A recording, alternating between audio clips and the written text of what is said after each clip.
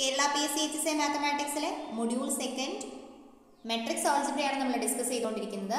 കഴിഞ്ഞ വീഡിയോയിൽ നമ്മൾ റാങ്ക് ഓഫ് എ മെട്രിക്സ് എന്താണെന്ന് പറഞ്ഞു. അപ്പോൾ നമ്മൾ പറഞ്ഞു റാങ്ക് ഓഫ് എ മെട്രിക്സ് കണ്ടുപിടിക്കാൻ രണ്ട് മെത്തേഡ്സ് ആണുള്ളത്. അതിൽ ഒന്നാമത്തെ മെത്തേഡാണ് നമ്മൾ ഈ വീഡിയോയിൽ ഡിസ്കസ് ചെയ്യുന്നത്. Normal form of A matrix, ഒരു മെട്രിക്സിന്റെ നോർമൽ രൂപം. ഓക്കെ, നമുക്ക് നോക്കാം എങ്ങനെയാണ് നോർമൽ ഫോം ഉപയോഗിച്ച് ഒരു മെട്രിക്സിന്റെ റാങ്ക് കണ്ടുപിടിക്കുന്നത്. Every m by n matrix of rank R can by a sequence of elementary transformation be reduced to the form IR 0 0, where IR is the identity matrix of order R. 0 എന്ന് പറഞ്ഞാൽ 0 matrix. This form is known as normal form of the given matrix or first canonical form. കേട്ടിട്ട് പേടിക്കൊന്നും വേണ്ട, simple ആയിട്ടുള്ള ഒരു കാര്യമാണ്. നമുക്കൊരു matrix ഉണ്ട്, ആ മെട്രിക്സിന്റെ order m by n matrix ആണ്. അതിൽ നമ്മൾ ഈ മെട്രിക്സിൽ നമ്മൾ റോ ട്രാൻസ്ഫോർമേഷനും കോളം ട്രാൻസ്ഫോർമേഷനും ഉപയോഗിച്ച് നമ്മൾ ഈ മെട്രിക്സിനെ ഈ ഒരു ഫോമിലേക്ക് റെഡ്യൂസ് ചെയ്യാം, IR 0 0 0.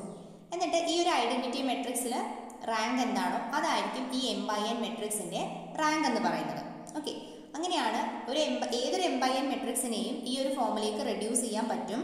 ഈ ഒരു ഫോമിനെയാണ് നമ്മൾ നോർമൽ ഫോം എന്ന് പറയുന്നത് എന്നാണ് ഇവിടെ പറഞ്ഞിരിക്കുന്നത്. ഓക്കെ, അപ്പോൾ നമുക്ക് ഇതിന്റെ റാങ്ക് കണ്ടുപിടിക്കാൻ നോർമൽ ഫോം ഉപയോഗിച്ചിട്ട് ഇങ്ങനെയാണ് ഒരു m by n മെട്രിക്സിന്റെ റോ ട്രാൻസ്ഫോർമേഷനും കോളം ട്രാൻസ്ഫോർമേഷനും ഉപയോഗിച്ച് ഈ ഒരു ഫോമിലേക്ക്, ഈ ഒരു ഫോർമാറ്റിലേക്ക് നമ്മൾ റെഡ്യൂസ് ചെയ്യുക. അപ്പോൾ ഇവിടെ കിട്ടുന്ന ഐഡന്റിറ്റി മെട്രിക്സിന്റെ ഓർഡറിനെയാണ് ഈ മെട്രിക്സിന്റെ റാങ്ക് എന്ന് പറയുന്നത്. അത്രയേ ഉള്ളൂ. ഇതിനെയാണ് നമ്മൾ നോർമൽ ഫോം എന്ന് പറയുന്നത്. അപ്പോൾ അതിൻ്റെ മറ്റൊരു പേരാണ് ഫസ്റ്റ് കാനോണിക്കൽ ഫോം എന്ന് പറയുന്നത്. എക്കിലോൺ ഫോം എന്ന് പറഞ്ഞാൽ സെക്കൻഡ് കാനോണിക്കൽ ഫോം ആണ്. ഇതാണ് ഫസ്റ്റ് കാനോണിക്കൽ ഫോം എന്ന് പറയുന്നത്. ഇതെന്താണെന്നുള്ളത് നമുക്കൊരു എക്സാമ്പിളിലൂടെ പറയാം, സിമ്പിളായിട്ട് നിങ്ങൾക്ക് മനസ്സിലാവും. ഇത് സിമ്പിളായിട്ടുള്ളൊരു കാര്യമാണ് കേട്ടോ, വലിയ ഡീറ്റെയിൽഡ് ആയിട്ടൊന്നും പറയേണ്ട കാര്യമൊന്നുമല്ല. നമുക്ക് നോക്കാം, ഒരു എക്സാമ്പിൾ പറയാം. എ എന്ന് പറഞ്ഞ മെട്രിക്സ് ഉണ്ട്. 0 1 2 -2 4 0 2 6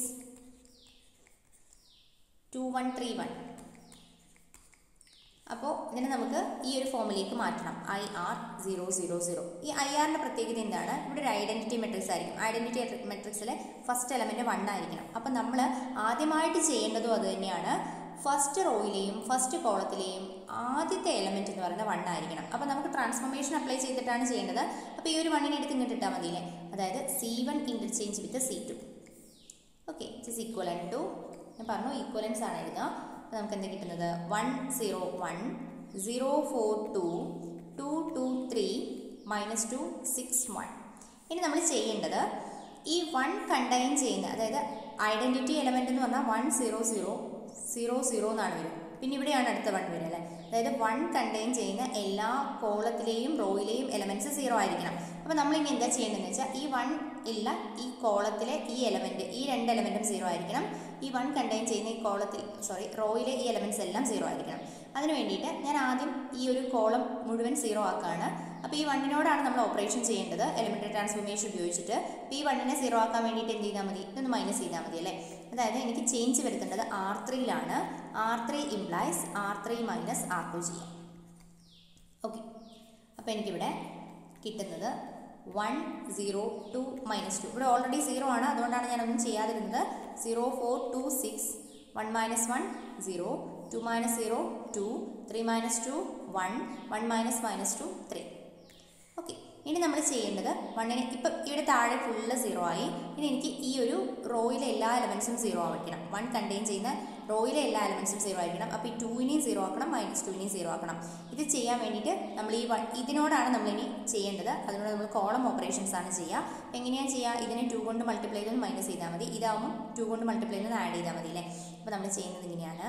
C3 implies C3 minus 2 C1 and C4 implies C4 plus 2 C1. Okay, നമുക്ക് എന്താ കിട്ടാൻ നോക്കാം. വിച്ച് ഈക്വലന്റ് ടു, ഇതിൽ കാര്യമായിട്ട് വ്യത്യാസമൊന്നും വരില്ല, കാരണം ഇപ്പുറത്ത് 0 0 ആണ്. 0 4 2. ഇനി 2 - 2 വരും, അത് 0 ആണ്. ബാക്കി എല്ലാം 0 ആണ്. അപ്പോൾ ഈ എൻട്രീസ് അങ്ങനെ തന്നെ എഴുതാം. -2 plus 2 that is 0 6 3. ഓക്കെ, ഇനി നമുക്ക് ചെയ്യേണ്ട കാര്യം, നമ്മൾ ഐഡന്റിറ്റി എൻട്രി എങ്ങനെയാണ് വരുന്നത്? 1 0 0 0 1 0 അല്ലേ. അപ്പം ഈ ഒരു രണ്ടാമത്തെ കോളത്തിലെ, രണ്ടാമത്തെ റോയിലെയും രണ്ടാമത്തെ കോളത്തിലെയും ഫസ്റ്റ് എൻട്രി 1 ആയിരിക്കണം. അപ്പോൾ ഇവിടെ നിന്ന് എടുത്താലും ഇതിലെ ഫസ്റ്റ് എൻട്രി 1 ആയിരിക്കണം. ഓക്കെ, അതിന് വേണ്ടിയിട്ട് നമുക്കൊരു കാര്യം ചെയ്യാം. നമുക്ക് ഇത് രണ്ടും ഇന്റർചേഞ്ച് ചെയ്തിട്ട് ഇതിനെ വീണ്ടും ഒന്ന് ഇന്റർചേഞ്ച് ചെയ്യാം. അങ്ങനെ 1 കിട്ടും. അതായത് നമ്മൾ ഡിവൈഡ് ചെയ്യാതിരിക്കാൻ വേണ്ടി നോക്കിയതാണ്. നമുക്ക് നോക്കാം. നമുക്ക് ഇങ്ങനെ ചെയ്താലും മതിയല്ലോ. ഇവിടെ ഇതിനെ കംപ്ലീറ്റ് ആയിട്ട് 2 കൊണ്ടൊന്ന് ഡിവൈഡ് ചെയ്യാം. നമുക്ക് എങ്ങനെ വേണമെങ്കിലും ചെയ്യാം കേട്ടോ. ഒരു വലിയ ഇന്നതേ ചെയ്യാവൂ എന്നതൊന്നുമില്ല. ഇവിടെ നമുക്ക് R2 ഇംപ്ലൈസ് 1/2 R2 ചെയ്യാലോ. വിച്ച് ഈക്വൽ ടു നമുക്ക് എന്താ കിട്ടുക? 1 0 0 0 0 4 എന്ന് പറയുന്നത് 2 ആവും, 2 എന്ന് പറയുന്നത് 1 ആവും, 6 എന്ന് പറയുന്നത് 3 ആവും അല്ലേ. 0 2 1 3. ഇനി നിങ്ങളുടെ ലോജിക്ക് അനുസരിച്ച് രണ്ടും കൂടെ മൈനസ് ചെയ്തിട്ട് എഴുതിയിട്ട് ബാക്കിയുള്ളത് അങ്ങനെ ചെയ്യാം, അതൊന്നും കുഴപ്പമില്ല. പക്ഷെ ഞാനിത് എങ്ങനെയാണോ ഓർഡറിങ് പോകുന്നത് അതുപോലെ തന്നെ എഴുതുന്നത്. നിങ്ങൾക്ക് എങ്ങനെ വേണമെങ്കിലും ചെയ്യാം കേട്ടോ, ഒരു കുഴപ്പമില്ല. അപ്പോൾ ഇവിടെ ഞാൻ ഇത് രണ്ടും ഇൻ്റർചേഞ്ച് ചെയ്യുന്നു, കാരണം ഈ 1 ഇങ്ങോട്ടേക്ക് വരാൻ വേണ്ടിയിട്ട്. അപ്പോൾ ഞാൻ ചെയ്യുന്നത് C3 ഇൻ്റർചേഞ്ച് വിത്ത് C2. ഇതാ ഓർഡറിൽ തന്നെ പോകുന്നേ ഉള്ളൂ. എനിക്കിവിടെ 1 ആവണം, അതുകൊണ്ട് അത് തന്നെ ചെയ്യുന്നേ ഉള്ളൂ. അങ്ങനെ ചെയ്യണമെന്ന് യാതൊരു നിർബന്ധവുമില്ല. നമുക്ക് എങ്ങനെ വേണമെങ്കിലും റാങ്ക് കണ്ടുപിടിക്കാം. അപ്പോൾ നമുക്കിത് 1 1 ആവും, അതുപോലെ ഇത് 2 2 ആവും, അതുപോലെ ഇത് 3 3 ആവും. ഓക്കെ, ഇനി നമ്മൾ എന്ത് ചെയ്യാം? ഈ ഒരു റോയിൽ, അതായത് ഈ 1 കണ്ടെയ്ൻ ചെയ്യുന്ന ഈ കോളത്തിലെ എല്ലാ എലമെൻറ്റ്സും 0 ആവണം. അപ്പോൾ ഈ 1നെ 0 ആക്കാൻ വേണ്ടി ഇതിനോട് എലമെൻ്ററി ട്രാൻസ്ഫോർമേഷൻ ചെയ്യാം. അപ്പം R3 implies R3 minus R2. അപ്പം എനിക്ക് കിട്ടുന്നത് 1 0 0 0 0 1 2 3 0 1 minus 1 0 2 minus 2 0 3 minus 3 0. ഓക്കെ, ഇനി എനിക്ക് ഈ 1 കണ്ടെയ്ൻ ചെയ്യുന്ന കോളത്തിലെ എല്ലാ എലമെൻറ്റ്സും 0 ആയിരിക്കണം. ഈ 2ഉം ഈ 3യും 0 ആവണം. അതിനായിട്ട് C3 implies C3 minus 2 C2 and C4 implies C3 minus 3 C2. Okay, C4 എന്നാണ് കേട്ടോ, C4 മൈനസ്. അപ്പോൾ വിച്ച് ഈസ് ഈക്വൽ ടു എന്ത് വരും? 1 0 0 0 1 0. ഇവിടെ 0 0 0 എന്നാവും, ഇവിടെ 0 0 0 എന്നാവും. അപ്പോൾ നമുക്ക് കണ്ടോ ഇവിടെ ഒരു ഐഡൻറ്റിറ്റി മെട്രിക്സ് കിട്ടിയിരിക്കുന്നത്. അപ്പോൾ ഇതിനെ നമുക്ക് എങ്ങനെ മാറ്റി എഴുതാം? Which is equal to I2 0 0 0 എന്ന് എഴുതാം.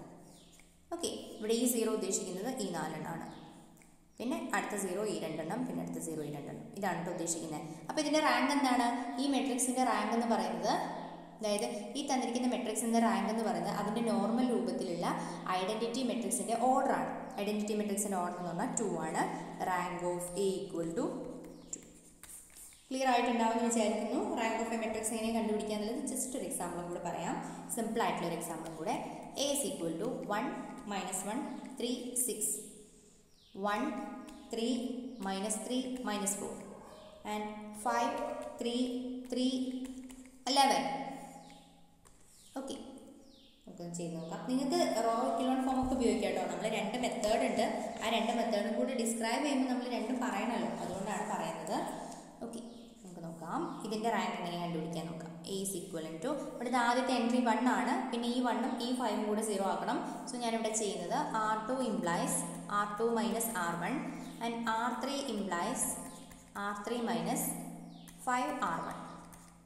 ഓക്കെ, എനിക്ക് കിട്ടുന്നത് ഇവിടെ 1 minus 1 3 6 1 minus 1 0 3 minus minus 1 4 minus 3 minus 3 that is minus 6 minus 4 minus 6 that is minus 10. ഇനി 5 minus 5 0. ഇവിടെ വേണമെങ്കിൽ നിങ്ങൾ ഇവിടെ നിന്ന് എഴുതി വെച്ചോളാം, കൺഫ്യൂഷൻ ആയി പോകാതിരിക്കാനാണ്. 5 minus 5 15 30. ഇങ്ങനെയല്ലേ കിട്ടുന്നത്? നമുക്കൊന്ന് മൈനസ് ചെയ്യാം. 5 minus 5 0 3 minus 5 3 minus minus 5 that is 8 3 minus 15 is minus 12 and 11 minus 30. 11 minus 30 എന്ന് പറഞ്ഞാൽ minus 19 അല്ലേ. ഓക്കെ, ഇനി നമ്മൾ എന്താ ചെയ്യേണ്ടത്? ഇനിയിപ്പം നമുക്ക് ഈ ഒരു 3 എൻട്രിയും കൂടെ 0 ആക്കണം. അതിന് വേണ്ടിയിട്ട് കോളം ട്രാൻസ്ഫോർമേഷൻ ചെയ്യാം. അപ്പോൾ നമുക്ക് C2 implies C2 plus C1. Okay, C3 implies C3 minus 3 C1. ഇനി C4 implies C4 minus C4 C4 minus 6 C1. Okay, ഇവിടെ എന്താ നമുക്ക് കിട്ടുന്നത്? നമുക്ക് കിട്ടുന്നത് 1 0 0 മൈനസ് 1 4 8 0. ഇവിടെ 3 മൈനസ് 3 ചെയ്യുമ്പോൾ 0 വരും, ബാക്കിയുള്ളതെല്ലാം ഇങ്ങനെ തന്നെ എഴുതാം. ഇവിടെ 6 മൈനസ് 0 വരും, ഇവിടെ നമുക്ക് മൈനസ് 10 വരും, ഇവിടെ മൈനസ് 19 വരും. ഓക്കെ, ഇനി നമ്മൾ ചെയ്യാൻ പോകുന്നത്, സോറി ഇവിടെ നമ്മൾ 0 അല്ലേ എഴുതേണ്ടത്, ഇതും കൂടി ചെയ്തില്ലേ? യെസ്. ഇനി നമ്മൾ എന്താ ചെയ്യുന്നതെന്ന് വെച്ചാൽ നമുക്ക് ഈ ഒരു എൻട്രി 1 ആക്കണം. അതിന് ഇങ്ങനെ ചെയ്യുന്നതിനേക്കാളും നല്ലത് ഇങ്ങനെ നോക്കുക. അപ്പോൾ നിങ്ങൾ ഇതിനെ 2 കൊണ്ട് ഡിവൈഡ് ചെയ്താൽ മതി ഈ കോളത്തിനെ. അപ്പോൾ നമ്മൾ എന്ത് ചെയ്യാം, C2 ഇംപ്ലൈസ് 1/4, 2 കൊണ്ടല്ല 4 കൊണ്ട് 1/4 C2. നമുക്കിവിടെ കിട്ടുന്നത് which is equivalent to 1 0 0 0 0 0 and 1 2. ഇവിടെ നമുക്ക് -6 -12, ഇവിടെ നമുക്ക് -10 -19 കിട്ടും. ഓക്കെ, ഇനി നമുക്ക് ഇതുമായിട്ടൊന്ന് ഓപ്പറേഷൻ ചെയ്യാം. അതുപോലെ തന്നെ നമുക്ക് ഇവിടെ ഒന്നും കൂടെ സിംപ്ലിഫൈ ചെയ്യാനേ, അതല്ലേ നല്ലത്. ഇവിടെ C3 ഇംപ്ലൈസ് -1/6 C3 ചെയ്ത് കഴിഞ്ഞാൽ എനിക്കിവിടെ എന്തെഴുതാം, ഇവിടെ 6 കൊണ്ട് ഇവിടെ 1 ഉം 2 ആവില്ലേ. കുറച്ച് ചെയ്തിട്ടില്ലെങ്കിലും കുഴപ്പമൊന്നുമില്ല, ഞാൻ കുറച്ച് ഈസി ആക്കാമെന്ന് ചോദിച്ചിട്ടാണ്. ഇത് ഒരുപാടൊന്നും ചെയ്യേണ്ട കേട്ടോ, നമുക്ക് റോ ഇക്വലൻ ഫോം കണ്ടുപിടിച്ചാൽ അതാണ് ഈസി. ഇനി നമ്മൾ ചെയ്യുന്നത് ഈ 2 0 ആക്കുക, ഈ 1 ഒക്കെ 0 ആക്കുക. അപ്പോൾ നമ്മൾ ആദ്യം റോ ഓപ്പറേഷൻ ചെയ്യാം. അതായത് R3 ഇംപ്ലൈസ് R3 - 2R2. അപ്പോൾ നമുക്ക് 1 1 -10, ഇവിടെ 2 - 2 0, 2 - 2 0, ഇവിടെ നമുക്ക് -20 -19 + 20 വരും, ദാറ്റ് ഈസ് ഈക്വൽ ടു 1 എന്നാണ്. ഓക്കെ, ഇവിടെ നിന്ന് നമ്മൾ ഈ 1നെ 0 ആക്കണം, ഈ -10നെ 0 ആക്കണം. അതിന് വേണ്ടിയിട്ട് C3 implies C3 - C2 and C4 implies C4 + 10 C2. Okay, അപ്പോൾ ഇവിടെ നമുക്ക് കിട്ടുന്നത് എന്താണ്, 1 0 0 0 1 0 0 0 0 ആൻഡ് 0 -10 1. ഇനി നമ്മൾ 10നെ 0 ആക്കണം, 0. അപ്പോൾ നമുക്കിനി ചെയ്ത് കിട്ടുന്നത് എന്താ, ഈ 1നെ, അതായത് നെക്സ്റ്റ് നമ്മൾ ചെയ്യേണ്ടത് ഇവിടെ 1 വന്നു, ഇവിടെ 1 വന്നു, ഇനി ഈ ഡയഗണൽ എൻട്രി 1 ആക്കണം. അതിന് ഇത് രണ്ടും കൂടി ഇൻ്റർചേഞ്ച് ചെയ്താൽ മതി. അതായത് C4 ഇംപ്ലൈസ് C4 ഇൻ്റർചേഞ്ച് വിത്ത് C3. അപ്പോൾ നമുക്ക് കിട്ടുന്നത് എന്താണ്, വിച്ച് ഇസ് ഈക്വൽ ടു 1 0 0 0 1 0 0 0 1 0 0 0.